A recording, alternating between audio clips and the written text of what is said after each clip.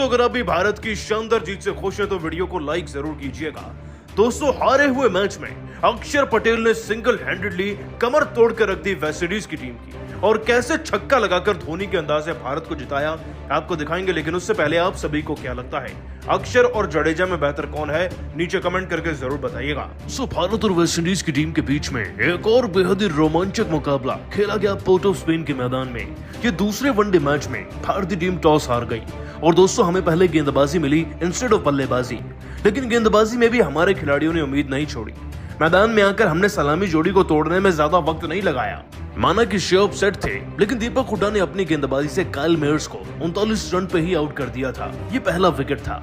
इसके बाद दो बैक टू बैक विकेट्स हमें मिलते चले गए, जिसमें दोस्तों ब्रैंडन किंग तो 0 पर ही आउट हो गए थे और इस बीच ब्रुक्स नाम के खिलाड़ी भी 35 पर आउट हो गए थे।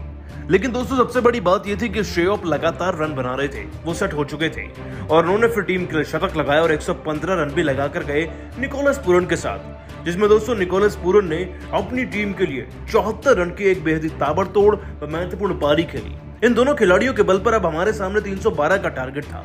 जाहिर सी बात है दोस्तों, लक्ष्य छोटा नहीं था और इतने बड़े लक्ष्य को चेस करने के लिए न सिर्फ एक अच्छा पावर प्ले बल्कि अच्छी साझेदारियां भी चाहिए थी।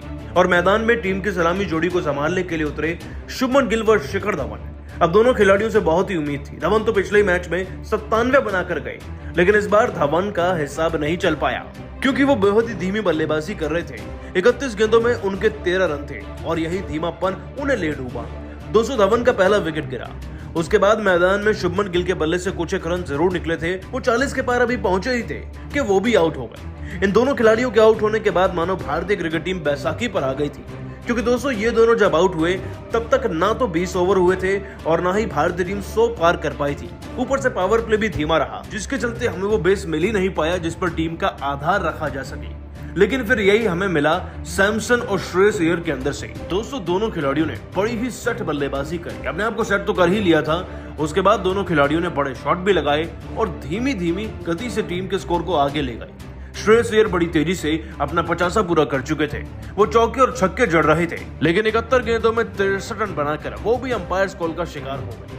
उम्मीद थी कि सैमसन कुछ बड़ा कर देंगे और वो कर भी रहे थे कि तभी दोस्तों दीपक हुड्डा की एक गलत कॉल के चलते सैमसन को रनआउट हो जाना पड़ता है और 51 गेंदों में 3 चौके व 3 छक्के जड़ने वाले संजू सैमसन भी मात्र 54 रन पर ही आउट होकर रह जाते हैं। दोस्तों आपको बता दें कि संजू सैमसन के आउट होने के बाद भारतीय क्रिकेट टीम की जीतने की उम्मीदें न के बराबर होती हैं और यही वो सबसे बड़ी गलती बनती है जो कि हुड्डा को नहीं करनी थी इस मैच में। हालांकि दोस्तों हुड्डा का साथ देने के लिए अब अक्षर पटेल आते हैं और अक्षर पटेल कुछ ऐसा कर देते हैं कि जीत में विश्वास 2 गुना नहीं बल्कि 10 गुना हो जाता है। अक्षर पटेल मैदान में आकर 1 नहीं 2 नहीं बल्कि 3 गगनचुंबी छक्के जड़ देते हैं। 19 गेंदों में उनके 31 रन हो जाते हैं और उनकी 200 के स्ट्राइक रेट से वाली ये पारी भारतीय क्रिकेट टीम को जीत की तरफ इतनी तेजी से बढ़ाती है जिसके बारे में किसी ने सोचा तक नहीं होता। दीपक हुड्डा भी उनका भरपूर साथ दे रहे होते हैं और दोस्तों वो भी 33 के आसपास रन बनाते हैं कि वो आउट हो जाते हैं। उनकी धीमी पारी उन्हें ही ले डूबती है और अब जीतने के लिए केवल 2 नाम बचते हैं, शार्दुल ठाकुर और अक्षर पटेल। दोस्तों जीतने के लिए 36 में हमें 56 रन चाहिए होते हैं और दोस्तों इतना ही नहीं, आगे चलकर तो अक्षर पटेल ने चमत्कार ही कर दिया। 27 गेंदों के अंदर 3 छक्के और 3 चौकों की मदद से इस खिलाड़ी ने न सिर्फ अपना अर्धशतक पूरा किया बल्कि ठाकुर के आउट होने के बाद प्रेशर लेने की बजाय उल्टा वेस्टइंडीज की टीम को ट्रांसफर कर दिया। चौके और छक्के दोस्तों रुके नहीं थे, जिसके चलते दोस्तों अक्षर पटेल मात्र 30 गेंदों के अंदर ही 56 के पार पहुंच चुके थे और ये एक मैच विनिंग पारी घोषित हो चुकी थी। दोस्तों आवेश खान ने भी इनका भरपूर साथ निभाया। आपको बता दें कि मैदान में आकर अगर कोई गेंदबाज 2 चौके जड़ दे, वो भी 8 विकेट जाने के बाद, ये अपने आप में किसी चमत्कार से कम नहीं है। हालांकि मुकाबला और ज्यादा रोमांचक तब हो गया जब भारत को जीतने के लिए 9 गेंद में 9 रन की दरकार हो गई थी और दोस्तों अंतिम ओवर में अब जब आवेश खान आउट हो चुके तो 6 गेंद में 8 रन चाहिए थे। इस सांस रोक देने वाले ओवर में बहुत सस्पेंस मच चुका था क्योंकि दोस्तों मैदान में अब आवेश खान की जगह पर मोहम्मद सिराज की एंट्री जो हो गई थी। भारत अपने 8 विकेट गंवा चुका था। एक गलती हमें मैच में ही हरवा देती। तभी दोस्तों इस ओवर की पहली गेंद पर अक्षर ने गेंदबाज को समझने के लिए कोई रन नहीं लिया, 0 रन थे।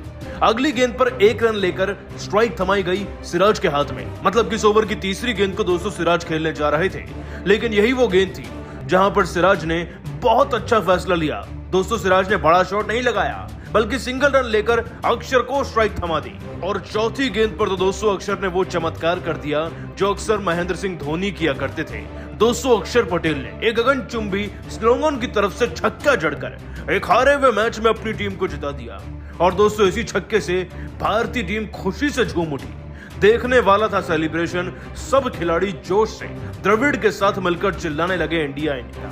दोस्तों वाकई में इस जीत को सदियों तक याद रखा जाएगा कि कैसे रोहित कोहली, बुमराह, शमी के बिना भी हमारी टीम ऐसे छक्का लगाकर इतिहास बनाकर जीती अक्षर पटेल के दम पर।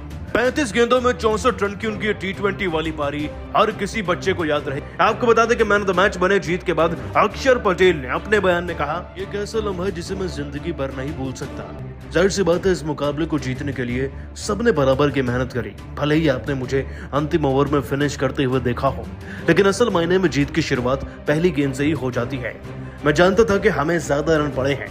अगर हम टीम को 250 से पहले रोकते तो जाहिर सी बात है जीत निश्चित मानी जाती है, लेकिन आज लक्ष्य बड़ा था और शुरुआत अच्छी नहीं थी। 10-12 ओवर में इस बार हमारे 100 रन नहीं थे। मैं यह भी देख रहा था कि टीम के खिलाड़ी रन तो बना रहे हैं, लेकिन बैक टू बैक विकेट्स भी गिर रहे हैं और यदि भार मेरे ऊपर आता है तो मुझे कौन सी रणनीति अपनानी है।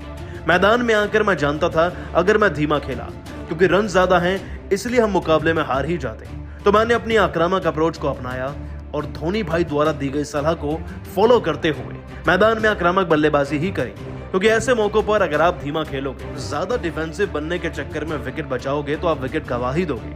मैंने रन बनाने का प्रयास किया और उसमें कामयाब हो गया। लेकिन ये जीत हमारे फैंस के नाम है, हमारे उन सभी खिलाड़ियों के नाम है जिन्होंने बराबर की मेहनत करी और सभी सपोर्टिंग स्टाफ मेंबर्स की जिन्होंने खिलाड़ियों को प्रदर्शन करने लायक बनाया। ये जीत वाकई में प्रमाण है कि भारतीय क्रिकेट टीम आज की तारीख में कुछ भी कर सकती है।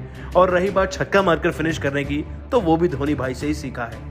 ये जीत उनको भी समर्पित है। दोस्तों अक्षर ने वाकई में ऐसा कुछ कहकर सबका दिल जीत लिया, लेकिन आप सभी को क्या लगता है, अक्षर पटेल और पांड्या में बेहतर कौन है? नीचे कमेंट जरूर कीजिएगा और अभी सब्सक्राइब कीजिए हमारे चैनल को। धन्यवाद।